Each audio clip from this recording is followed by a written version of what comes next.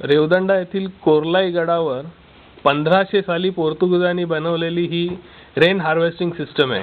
अजूनही पाणी अतिशय स्वच्छ आहे आणि ते पिण्यासारखं आहे। इधर आवाज आ रहा है आणि ते पिण्यासारखं आहे आणि आत्ताही हे पाणी खाली वापरलं जातं पिण्यासाठी। महाराष्ट्रात मात्र मराठवाड्यावर दुष्काळाची परिस्थिती आली आणि गडावर वरती रेन हार्वेस्टिंग झालेलं आहे। याचाच अर्थ रेन हार्वेस्टिंग जर योग्यपणे केलं तर दुष्काळी प्रदेशात पण पाणी पोहोचू शकतं।